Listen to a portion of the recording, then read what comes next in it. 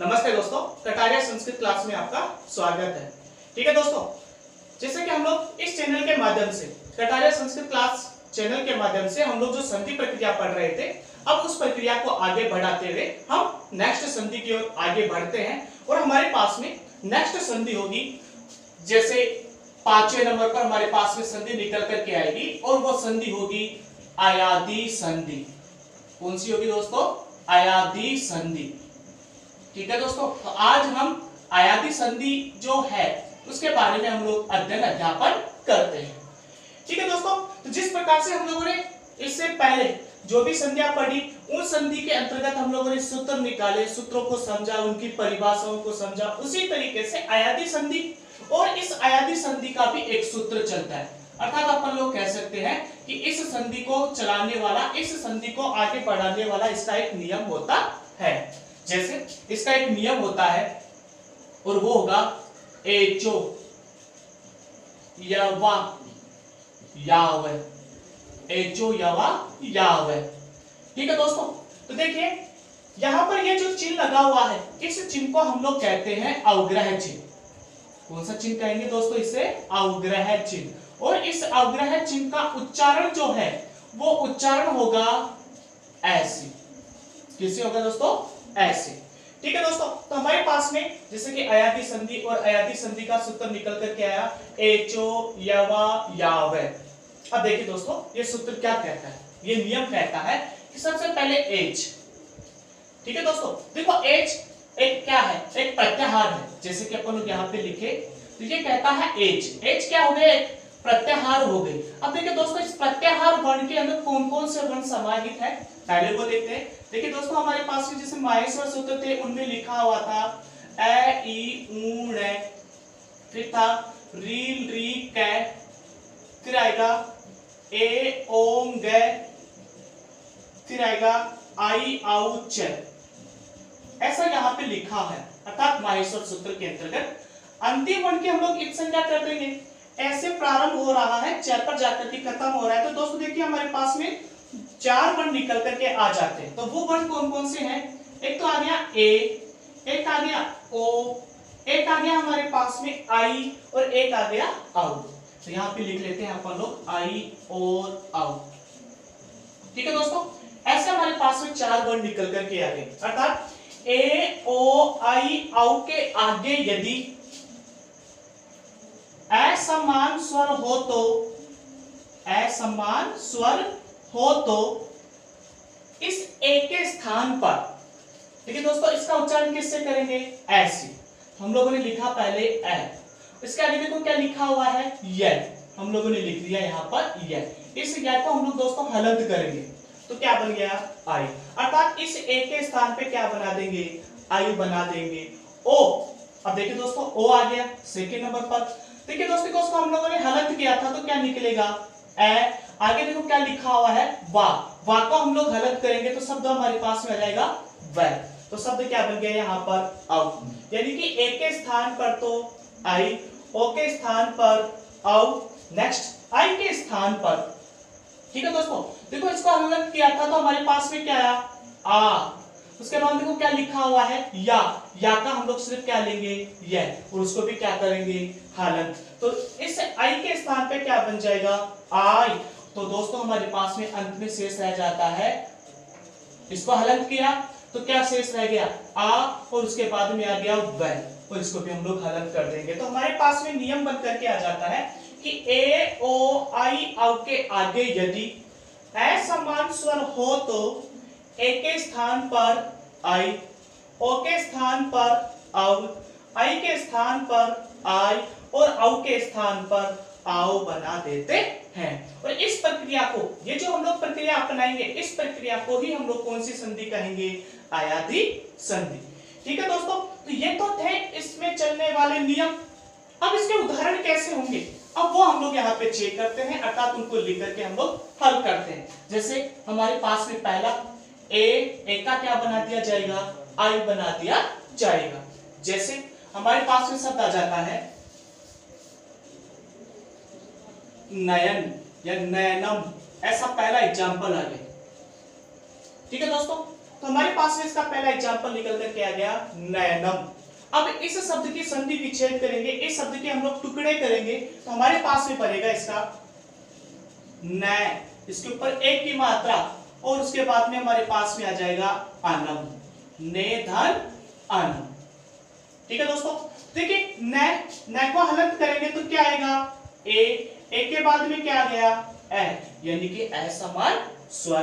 तो इस ए के स्थान पर हम लोग क्या आदेश कर देंगे, यहाँ पर आई आदेश कर देंगे और ये क्या रहेगा हलंत, ये वाला यह हलंत रहेगा। अब इसको जोड़ते हैं दोस्तों, न आधा था ए आकर के मिल गया तो न पूरा, उसके बाद में आ गया ये क्या है आधा, इसमें ये वाला ए आकर के मिल गया तो न भी पूरा, आगे शब्द शेष रह गया नम, तो शब्द क्या बन जाएगा नयनम, शब्द क्या बन जाएगा नयनम। ठीक है दोस्तों, तो इस प्रकार से हमारे पास में यदि ए हो और उसके आगे क्या हो असमान स्वर हो तो इस ए के स्थान पर आई आदेश कर दिया जाता है। ऐसे ही नेक्स्ट एग्जांपल आता है जैसे कि सेकंड नंबर पर, और वो होगा चयनम। ठीक है दोस्तों, शब्द क्या जाए अपने पास में चयनम। अब इस शब्द की संधि विच्छेद करेंगे, टुकड़े करेंगे तो हमारे पास में बनेगी चेधन अनम, चेधन अनम। ठीक है दोस्तों, तो देखिए यहाँ पर च के अंदर एक की मात्रा जुड़ी हुई है और इसके आगे आगे हमारे पास में ए, यानी कि असमान स्वर। यदि ए के बाद में यदि असमान स्वर हो तो इस ए का क्या बना दिया जाएगा आई बना दिया जाता है। देखिए दोस्तों, च आधा था ए आकर के मिल गया तो च पूरा, उसके बाद में क्या आ गया यह भी क्या है आधा, इसमें ये वाला ए आकर के मिल गया तो ये भी पूरा, और आगे शब्द शेष रह गया अपने पास में नम, तो शब्द क्या बन जाएगा चयनम। ठीक है दोस्तों, तो इस प्रकार से हमारे पास में अर्थात पहला नियम निकल कर के आता है कि एक के बाद में असमान स्वर हो तो इस एक के स्थान पर आई बना दिया जाता है। ठीक है दोस्तों, जैसे पहला एग्जांपल आया नैनम और दूसरा शब्द निकल करके आ गया चैनम। ऐसे हम लोग नेक्स्ट एग्जांपल और निकाल करके देखते हैं, जैसे और वो होगा जैसे सैनम, ऐसा शब्द है और इस शब्द की हम लोग संधि विच्छेद करेंगे, इसके टुकड़े करेंगे तो हमारे पास में इसकी संधि विच्छेद होगी से धन आनम, से धन आनम। देखिए दोस्तों, से यानी कि से के ऊपर कौन सी मात्रा एक की मात्रा, और एक की मात्रा के बाद में क्या आ गया ए, यानी कि असमान स्वर। तो एक के आगे यदि असमान स्वर हो तो इस एक के स्थान पर हम लोग क्या बनाएंगे आई शब्द बना देते हैं। ठीक है दोस्तों, अब इसको हम लोग जोड़ते हैं। देखिए दोस्तों, से आधा है ए आकर के मिल गया तो पूरा, और उसके बाद में आ गया यह भी क्या है आधा, लेकिन ये वाला ए आकर के इसमें मिल गया तो यह भी पूरा, आगे शब्द शेष रह गया नम। इस शब्द को हम लोग ऐसे कैसे जोड़ देंगे तो शब्द क्या बन जाएगा दोस्तों सैनम शब्द बन जाता है। इस प्रकार से अपने को ध्यान में रखना होगा कि यदि ए हो तो ए का क्या बना दिया जाएगा आई बना दिया जाता है। अब इसके बाद में सेकंड नंबर का, जैसे कि ओ से संबंधित। अब ओ से संबंधित हमारे पास में उदाहरण कैसे होंगे, अब उसके बारे में चर्चा करते हैं। जैसे कि हमारे पास में फोर्थ नंबर पे एग्जांपल आता है जैसे सेकंड वाले का, और वो होगा जैसे कि भावनम, ऐसा शब्द आ गया। ठीक है दोस्तों, भावनम शब्द आ गया। अब देखो इस शब्द की हम लोग संधि विच्छेद करेंगे, टुकड़े करेंगे तो हमारे पास में बनेगा बोधन आनम, बोधन आनम। ठीक है दोस्तों, देखिए बो के अंदर कौन सी मात्रा छुपी हुई है ओ की मात्रा, और ओ की मात्रा के बाद में क्या लिखा हुआ है ए, ओ की मात्रा के बाद में क्या लिखा हुआ है ए। तो इस ओ के स्थान पर यानी कि ओ के आगे यदि असमान स्वर हो तो ओ के स्थान पे क्या बनाएंगे अव आदेश कर देंगे, अर्थात इसके स्थान पर हम लोग क्या लिखेंगे यहाँ पर अव लिख देते हैं। अब देखिए दोस्तों, इसको जोड़ते हैं। देखिए भय आधा था ए आकर के पूरा हो गया, इसके अंदर वह भी आधा है लेकिन ये वाला ए आकर के इसमें मिल गया तो वह क्या हो गया पूरा, आगे शब्द न और मैं ऐसे कैसे जोड़ देते हैं तो शब्द क्या बन जाएगा अपने पास में भावनम। ऐसे ही हमारे पास में नेक्स्ट एग्जांपल और निकल करके आते हैं, जैसे नेक्स्ट एग्जांपल होगा हमारे पास में पांचवा पवन है, ऐसा शब्द आ गया। ठीक है दोस्तों। अब इस शब्द की संधि विच्छेद करेंगे तो इसकी संधि विच्छेद होगी हमारे पास में पोधन अन है। क्या हो जाएगी इसकी? पोधन अन है। देखिए दोस्तों पै, इसके अंदर कौन सी स्वर छुपा हुआ है? ओ। ओ के बाद में क्या आ गया? ए, यानी कि असमान स्वर। तो ओ के स्थान पर हम लोग क्या बना देते हैं? अव आदेश कर देते हैं। इसको जोड़ेंगे तो शब्द बन जाएगा पै, उसके बाद में वह आता तो ए आकर के इसमें मिल जाएगा तो पूरा, उसके बाद में शेष रह गया न, और अंत में हमारे पास में विसर्ग है तो शब्द क्या बन जाएगा? पवन है। नेक्स्ट ऐसे ही हमारे पास में जैसे कि और भी शब्द हो तो इस ओ से संबंधित यदि हमारे पास में कोई भी एग्जाम्पल और उसके बाद में कोई असमान स्वर आ रहा हो तो इस ओ के स्थान पे क्या बना देंगे? अव बना देते हैं। अब देखिए दोस्तों ये तो थी हमारे पास में सेकंड नियम। अब इसके बाद में थर्ड नियम के बारे में चर्चा करते हैं। तो देखिए दोस्तों हमारे पास में शब्द आ जाता है जैसे 7वें नंबर पर नायक है, ऐसा एग्जाम्पल आ गया।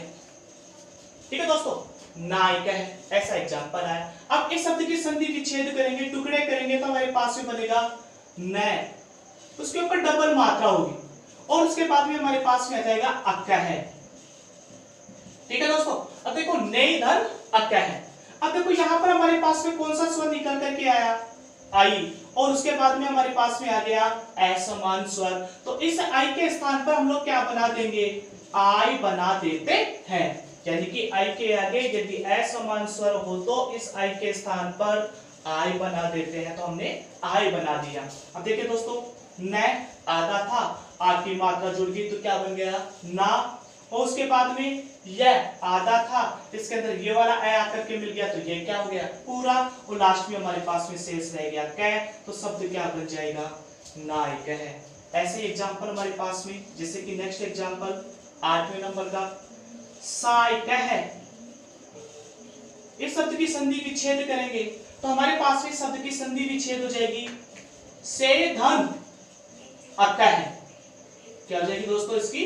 से धन अक्का है, यानी कि ए आ गया और ए के स्थान पर हम लोग किसमें परिवर्तन कर देंगे? आई में, तो शब्द क्या बन जाएगा? साय। कौन सा शब्द बन जाएगा यहाँ पर? सायक है। ऐसे ही हमारे पास में नेक्स्ट एग्जांपल है जैसे कि दायक है। तो इस शब्द की संधि विच्छेद करेंगे तो क्या बन जाएगा? दे धन अक्का है, चायक है। तो इस शब्द की संधि विच्छेद करेंगे तो हमारे पास में क्या बन जाएगा? चय धन अक्का है। ठीक है दोस्तों, तो ये जो हमारे पास में तीन नियम जो निकल करके आए, अर्थात तीन एग्जाम्पल जो निकल करके आए, ये तीनों एग्जाम्पल यानी कि आई से संबंधित है और इस आई के स्थान पे क्या बना देंगे? आई बना देते हैं। अब इसके बाद में हमारे पास में लास्ट का निकल करके आता है जैसे कि आव, यानी कि आव बनाएंगे किसका? आव का आदेश कर दिया जाता है। अब जैसे कि अपने पास में एग्जाम्पल आता है और वो होगा पाव का है, ऐसा एग्जाम्पल आ गया। और इस शब्द की संधि विच्छेद करेंगे, टुकड़े करेंगे तो देखो दोस्तों अपने को बनाना क्या है? आव। आव कब बनेगा? जब हमारे पास में क्या हो? औ हो। तो यानी कि इस शब्द की संधि विच्छेद करेंगे तो बन जाएगा पौधन अक्का है। पौधन अक्का है। ठीक है दोस्तों, देखो इसको हम लोग हलत करेंगे तो क्या निकलेगा? औ। औ के बाद में हमारे पास में क्या आ गया? ए, असमान स्वर आ गया। तो इस ओ के स्थान पर हम लोग क्या बना देंगे? आव बना देंगे।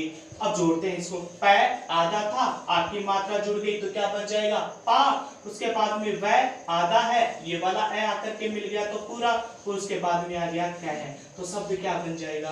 पाव का है। ऐसे ही हमारे पास में नेक्स्ट एग्जांपल और भी निकल करके आते हैं। जैसे नेक्स्ट एग्जांपल होगा हमारे पास में भाव का है।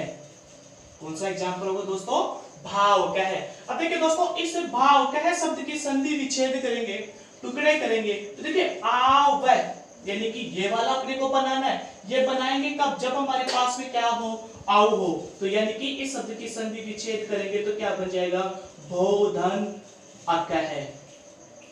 ठीक है दोस्तों, तो हमारे पास में जैसे कि ये शब्द बन जाता है भोधन अक्का है। अब इसको हम लोग हलन करेंगे तो हमारे पास में क्या बनेगा? औ। औ के बाद में क्या आ गया? असमान स्वर। तो औ के स्थान पर हम लोग क्या बना देंगे? आव शब्द बना देते हैं। ठीक है दोस्तों, तो हमारा शब्द क्या बन जाएगा, भाव वह कह, अर्थात भाव कह शब्द यहाँ पर सिद्ध हो जाता है। तो देखिए दोस्तों, ये अयादी संधि, अयादी संधि का नियम था एचो यवा याव है, अर्थात ए ओ आई औ के आगे यदि असमान स्वर हो तो आई के स्थान पर, सॉरी ए के स्थान पर आई, औ के स्थान पर औ, आई के स्थान पर आई और औ के स्थान पर आओ बना देते हैं। तो दोस्तों, तो ये थी हमारे पास में चलने वाली अयादी संधि। अब इसके बाद में देखिए दोस्तों, हमारे पास में नेक्स्ट संधि निकल करके आती है और वो संधि होगी हमारे पास में जैसे पररूप संधि, और एक संधि होती है वो होगी पूर्व रूप संधि। तो देखो दोस्तों, पररूप और पूर्व रूप में क्या अंतर है, ये अपने को परखना होगा, ये अपने को जानना होगा। यदि हम लोग इतनी सी परख सी जांच कर लेते हैं तो निश्चित रूप से हम लोग इन संधियों को पूरा कर लेंगे। जैसे 6 नंबर पे हमारे पास में संधि आती है और उस संधि का नाम है पूर्व रूप संधि। कौन सी संधि होगी दोस्तों, पूर्व रूप संधि। जैसे इसके नाम से सिद्ध हो रहा है पूर्व रूप, पहले वाला रूप। कौन सा बन जाएगा इसका, पहले वाला रूप। अब वो इसका नियम जो है, इसका नियम अर्थात इसका सूत्र, और वो नियम जो है, सूत्र जो है, एंग पदांतादति। क्या होगा दोस्तों इसका, एंग पदांतादति। अब देखिए दोस्तों, एंग, एंग क्या होगा, एक प्रत्याहार है। जैसे कि हम लोगों ने जो माहेश्वर सूत्र हम लोग बार बार लिखते हुए आ रहे हैं, उसके अंदर हमारे पास में चौथे नंबर पे, तीसरे नंबर पे हमारे पास में सूत्र आता है ए ओ ng, ऐसा लिखा हुआ है। यानी कि ng है, इसको तो हम लोग छोड़ देते हैं, तो कौन से बन रहेंगे, ए और ओ, ये दो बन रह जाते हैं। तो हमारे पास में आया ए या ओ के आगे यदि, देखो दोस्तों आगे लिखा हुआ है पदांत। पदांत शब्द का अर्थ हो गया पद का अंत में या पद के अंत में। अति, अति का मतलब होगा हमारे पास में ए। क्या हो जाएगा दोस्तों यहाँ पर ए। तो देखो पूर्व रूप संधि जो है, इस पूर्व रूप संधि का नियम निकल करके आता है कि ए या ओ के आगे यदि क्या लिखा हुआ हो, ए लिखा हुआ हो, तो इस ए के स्थान पर, इस ए के स्थान पर अवग्रह चिन्ह, कौन सा चिन्ह, अवग्रह चिन्ह जो होता है, यह अवग्रह चिन्ह बना दिया जाता है।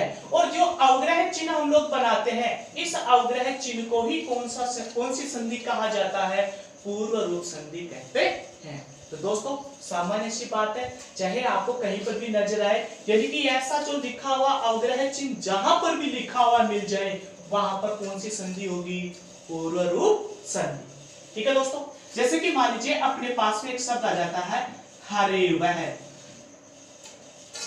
ठीक है दोस्तों, ऐसा हमारे पास में एक एग्जाम्पल निकल करके आता है हरे वह, पहला एग्जाम्पल। अब देखिए दोस्तों, इसके अंदर अपन लोगों को संधि करनी कैसे है, अब वो देखते हैं।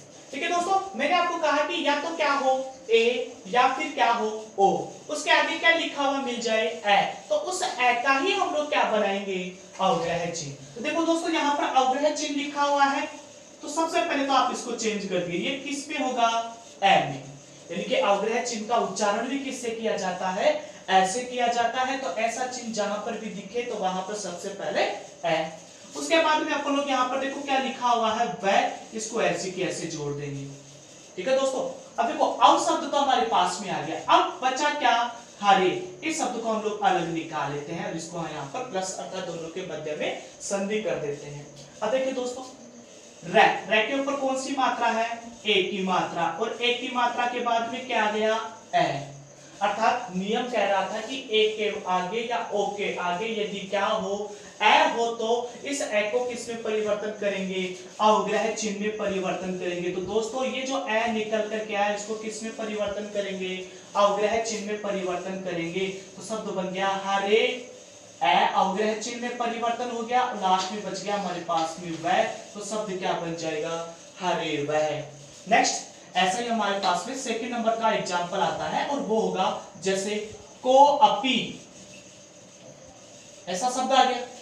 अब इस शब्द की संधि विच्छेद करेंगे, टुकड़े करेंगे, तो मैंने आपको सिंपल सी कहानी कही कि ये जो अवग्रह चिन्ह है इसका उच्चारण किससे करेंगे, ऐसे। उसके बाद देखो क्या लिखा हुआ है यहाँ पर, पी, इसको हम लोग ऐसे की ऐसे जोड़ देंगे। ठीक है दोस्तों, अब देखिए इन दोनों के मध्य में अर्थात संधि की चिन्ह, और उससे पहले हमारे पास में कौन सा शब्द लिखा हुआ है, को, इसको हम लोग ऐसे के ऐसे ही लिख देंगे। अब देखो दोस्तों, इस शब्द को अपी, इस शब्द की संधि विच्छेद होती है को धन अपी। अब इसको चेक करते हैं। देखो दोस्तों, क्या के अंदर कौन सी मात्रा है, ओ की मात्रा, तो नियम यहाँ पे लागू हो जाता है। और इसके बाद में आता है हमारे पास में ए, अर्थात ओ के बाद में यदि ए हो तो इसका क्या बन जाएगा, अवग्रह चिन्ह बन जाता है। अब इसको हम लोग जोड़ेंगे, को, ए और पी, तो शब्द क्या बन जाएगा अपने पास में, को अपी। ठीक है दोस्तों, तो इस प्रकार से जो अवग्रह चिन्ह लगाया हुआ होता है उस संधि को हम लोग कौन सी संधि कहते हैं, पूर्व रूप संधि कहते हैं। जैसे नेक्स्ट एग्जांपल और लेते हैं अपन लोग, जैसे शब्द आ जाए रामे अस्ति, ऐसा शब्द लिखा हुआ है रामे अस्ति, इस शब्द की संधि विच्छेद करेंगे, इसके टुकड़े करेंगे, तो हमारे पास में संधि विच्छेद हो जाएगी रामे, अवग्रह का उच्चारण किससे, ऐसे, आधा से और ती, तो शब्द क्या बन जाएगा अपने पास में, रामे धन अस्ति। तो ठीक है दोस्तों, तो ये थी हमारे पास में पूर्व रूप संधि, और पूर्व रूप संधि का सूत्र होता है एंग पदांतादति, अर्थात एंग वर्ण पूर्व में हो और उसके आगे यदि क्या लिखा हुआ हो, ऋश्व ए लिखा हुआ हो, तो उस ऋश्व ए को किस में परिवर्तन कर देंगे, अर्थात ये चिन्ह कौन सा, अवग्रह चिन्ह में परिवर्तन कर देते हैं। अवग्रह चिन्ह में जो परिवर्तन करते हैं सिर्फ और सिर्फ उसी को ही कौन सी संधि कहा जाता है, पूर्व रूप संधि कहते हैं। ठीक है दोस्तों, तो इस प्रकार से हमारे पास में छठवें नंबर की संधि निकल करके आई, पूर्व रूप संधि। अब इसके बाद में हमारे पास में जैसे अंश संधि में चलने वाली अंतिम जो संधि है वो अंतिम संधि होगी पररूप संधि। कौन सी संधि होगी दोस्तों, पररूप संधि, अर्थात हमारे अंश संधि के अंतर्गत स्वर संधियों में चलने वाली अंतिम जो संधि है और वो अंतिम संधि होगी 7वें नंबर पर पररूप संधि। कौन सी संधि होगी दोस्तों, पररूप संधि। ठीक है दोस्तों, अब ये हमारे पास में निकल कर के लास्ट की पररूप संधि। इस संधि के बारे में आपको अच्छे से ध्यान रखना जरूरी है और इस संधि को पढ़ने से पहले इसको समझना बहुत जरूरी है, क्योंकि इस संधि से संबंधित आपके पास में एग्जाम के अंदर कोई क्वेश्चन पुट अप कर सकता है। पास में एंगी पररूपम, इसका सूत्र होगा हमारे पास में एंगी पररूपम।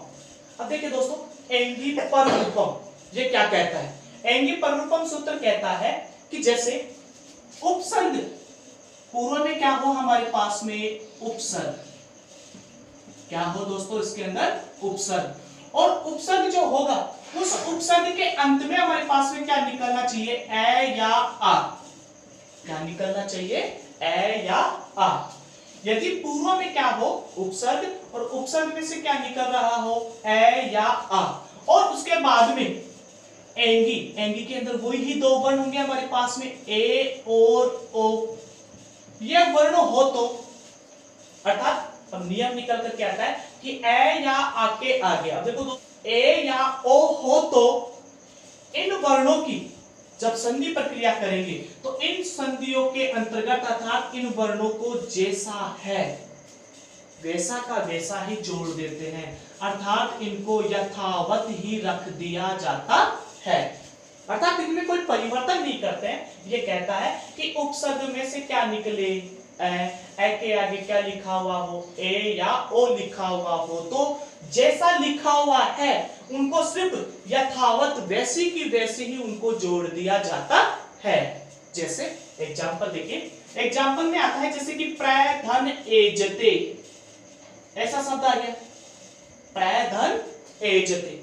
ठीक है दोस्तों, अब देखिए प्र क्या है, उपसर्ग, प्र क्या हो गया हमारे पास में उपसर्ग। अब देखिए उपसर्ग जो आ गया, अब उस उपसर्ग के वर्ण को हलंत करेंगे तो क्या निकलेगा, ए, उसके बाद में हमारे पास में क्या आ गया ए, यदि उपसर्ग में से क्या निकले ए के बाद में क्या आ जाए ए, यदि ए के बाद में यदि ए आ जाता है तो जैसा लिखा हुआ है उसको वैसे की वैसे ही जोड़ देते हैं। जैसे कि प्र, आगे कौन सी मात्रा, एक की मात्रा, तो इसके ऊपर एक की मात्रा, आगे शब्द क्या लिखा हुआ है जय और ते, तो शब्द क्या बन जाएगा अपने पास में प्रेजते।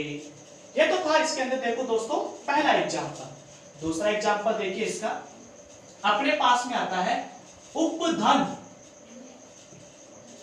औषधि। ये इसका सेकंड एग्जांपल निकल करके आया, उपधन औषधि। अब देखो दोस्तों सबसे पहले क्या लिखा हुआ मिल गया उप क्या है, एक उपसर्ग है। उप क्या है, एक उपसर्ग है। अब उपसर्ग के अंतिम वर्ण को जब हम लोग हलंत करेंगे तो क्या निकलेगा ए के बाद में क्या आ गया ओ, ए के बाद में क्या आ गया ओ, अर्थात नियम कह रहा था कि उपसर्ग का ए और उसके बाद में क्या लिखा हुआ हो, या तो ए या फिर ओ लिखा हुआ हो, तो उसको वैसे के वैसे ही जोड़ते हैं। अर्थात ए के बाद में ओ आ गया तो इन वर्णों को ऐसे के ऐसे ही हम लोग यहाँ पे जोड़ेंगे, तो शब्द बन जाएगा उप, ओ की मात्रा तो उपो, आगे शब्द क्या शेष रह गया स और ती, तो शब्द क्या बन जाएगा दोस्तों उपोषति। नेक्स्ट एग्जांपल देखिए ऐसा ही, जैसे कि पराधन एलियते, ऐसा शब्द आ गया दोस्तों पराधन एलियते। अब देखिए सबसे पहले परा क्या है, उपसर्ग है। उसके बाद में हमारे पास में क्या आ गया ए, अर्थात उपसर्ग हो और उपसर्ग के आगे यदि वर्ण हो तो हमारे पास में शब्द क्या बन जाएगा जैसा है वैसे की वैसे उसको जोड़ देंगे, और उसको वैसे जोड़ेंगे तो पै रे ले य और ती, तो शब्द क्या बन जाएगा अपने पास में परेलयति। नेक्स्ट ऐसा ही हमारे पास में एक और एग्जांपल आता है, जैसे कि 4th नंबर पर, और वो होगा प्रधन औषधि। प्रधन औषधि, तो देखो दोस्तों प्र क्या आ गया, एक उपसर्ग आ गया। इसके बाद में क्या आ गया हमारे पास में ओ, अर्थात उपसर्ग के आगे यदि ओ हो तो अर्थात ये वर्ण ऐसे कैसे जुड़ जाएंगे।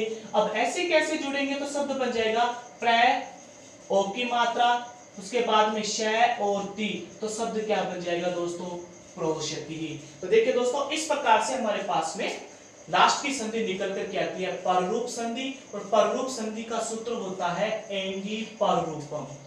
ध्यान रखना दोस्तों, एक तो संधि चलती है पूर्व रूप और एक संधि चलती है पररूप, क्योंकि ये पूर्व और पर ये शब्द ही कंफ्यूज कर देते हैं, और इनके सूत्र से संबंधित कोई भी एक क्वेश्चन निकल करके आ सकता है। ये मोस्ट मान करके चलिए, क्योंकि इनके सूत्रों में सबसे ज्यादा कंफ्यूजन उत्पन्न हो जाता है। इसलिए ध्यान रखना है कि पूर्व रूप जो संधि होती है, इस पूर्व रूप संधि का सूत्र होता है एंग पदांतादति, और पररूप संधि का सूत्र होता है एंगी पररूपम।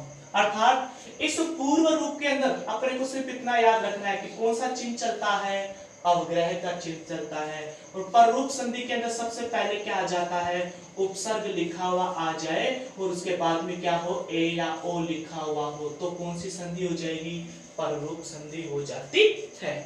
ठीक है दोस्तों, तो ये थी हमारे पास में चलने वाली पररूप संधि।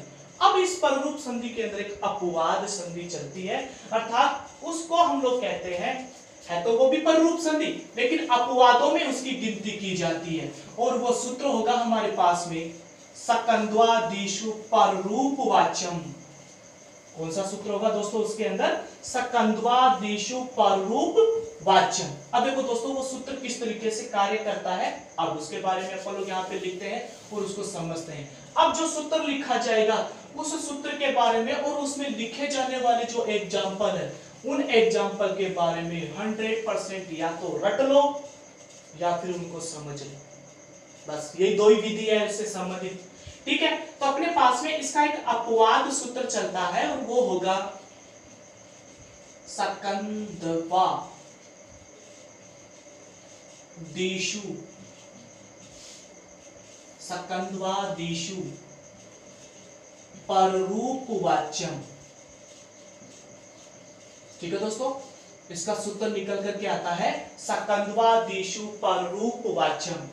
सक धन अंधु आदिशु इत्यादि इत्यादि जो उदाहरण होंगे वो कौन सी संधि के माने जाएंगे? पररूप संधि के। वाच्यम, वाच्यम का अर्थ होता है दोस्तों वार्तिक के आधार पर। किसके आधार पर? वार्तिकों के आधार पर सक धन अंधु जो होंगे वो किसके उदाहरण माने जाएंगे? पररूप संधि के उदाहरण माने जाते हैं। जैसे पहला तो ये लेकर निकाल लेते हैं। देखिए दोस्तों, सक धन अंधु ऐसा शब्द लिखा हुआ मिल गया। अब देखिए दोस्तों, हम लोग गलती करेंगे, 100% इसमें गलती करेंगे, क्योंकि हम लोग क्या करेंगे, कै को यहाँ पर हलंत करेंगे, तो इसमें से क्या निकल करके आएगा? ए के बाद में फिर से क्या मिल रहा है? ए के बाद में यदि ए मिलता है तो इसके स्थान पे क्या बनाएंगे अपन लोग? आ बनाएंगे, और आ बनाएंगे तो हमारे पास में शब्द क्या बन जाएगा? सकांदु। और यदि हम लोग ऐसा बनाएंगे तो बनाते ही हमारा क्वेश्चन क्या होगा? गलत होगा। ऐसा बनाते ही हमारा क्वेश्चन गलत होगा। अर्थात यहाँ पर दीर्घ संधि नहीं है, यहाँ पर ये कहता है कि सक धन अंधु ये जो शब्द होते हैं दोस्तों, इसके अंदर टी संज्ञा हो जाती है, अचो अंत्यादि टी, ऐसा सूत्र चलता है। उसकी वजह से यहाँ पर इन दोनों शब्दों के अंदर टी संज्ञा हो जाती है। इस कारण से ये कौन सी संधि कहलाती है? पररूप संधि होती है। तो दोस्तों, अपने को एग्जाम में ये वाला फॉर्मेट नहीं अपनाना है, अपने को अपनाना है सक धन अंधु। वैसे कौन सी संधि होनी चाहिए थी? दीर्घ संधि होनी चाहिए थी, लेकिन दीर्घ संधि न होकर के कौन सी संधि मानी गई है? पररूप। इससे पहले हम लोगों ने संधि पढ़ी पररूप संधि, तो मैंने आपको ये कहा था कि उन वर्णों को जैसा है वैसी की वैसे ही जोड़ दिया जाता है। तो देखो दोस्तों, सक धन अंधु ये दोनों शब्द हैं, जैसा है वैसी की वैसे इसको जोड़ेंगे, वैसी की वैसे इसको जोड़ेंगे तो शब्द बन जाएगा स और कै, आकर के इसमें मिल गया। उसके बाद में आधा न और दू, तो शब्द क्या बन जाएगा यहाँ पर? सकंदु। दोस्तों, इनके साथ में विसर्ग भी लगा लेना। तो देखिए दोस्तों, अपने पास में ये शब्द निकल करके आता है सक धन अंधु, यानी कि सकंदु। इस शब्द की संधि विच्छेद क्या होती है? सक धन अंधु।